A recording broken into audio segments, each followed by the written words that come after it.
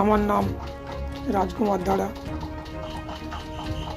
খানাকুল 2 ব্লকের অন্তর্গত ধাননগরী জিপি কাকনান গ্রামের 154 নম্বর বুথে আমার বাড়ি। আমি টিএমসির অঞ্চল সভাপতি ছিলাম। ভোট গণনার দিন বিজেপির দুষ্কৃতীরা আমার বাড়ি ভাঙচুর করতে আসে। ভোট গণনার দিন 70 থেকে 80 জন আসে, বাড়ি ভাঙচুর করে যায়। ওখানে নেতৃত্ব দিয়েছিল সঞ্জয় দোলই, গণেশ পাখিরা, সীমন্ত প্রামাণিক, মামনসা দোলই, নন্দ দোলই, দেবে দোলই। তারপরের দিন অর্থাৎ দ্বিতীয় দিন আসে নির্মল মান্নার নেতৃত্বে। নির্মল মান্না,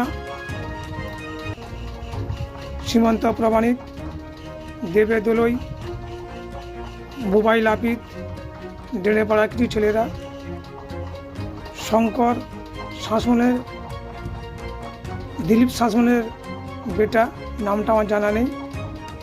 ওই দিন এসেছিল 30 জন। বাড়ির মধ্যে আমার কোনো কিছু নেই, নিঃসম্বল করে গেছে বিজেপি তাণ্ডবকারীরা, হারমাদ বাহিনীর দল। আমি বর্তমানে মেদিনীপুর পাড়ে আশ্রয় নিয়েছি। ভোট গণনার দিন আমার বাড়িতে ছিল আমার স্ত্রী, ছিল আমার ছেলে ছিল। তাদেরকেও মারধর করে তারা সেই মুহূর্তে বনে যে লুকিয়ে থাকে। রাত হতে তারা কোনো কারণে মেদিনীপুর পাড়ে চলে আসে এবং আমরা এখন পরে বাড়িতে আশ্রয় করে আছি।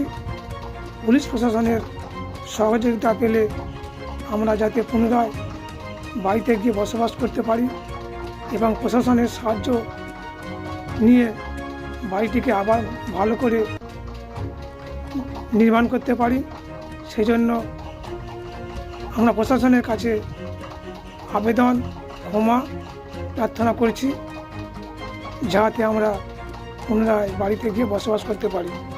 বিভিন্ন ধরনের খবরের জন্য লাইক ও সাবস্ক্রাইব করুন বাংলার কথা।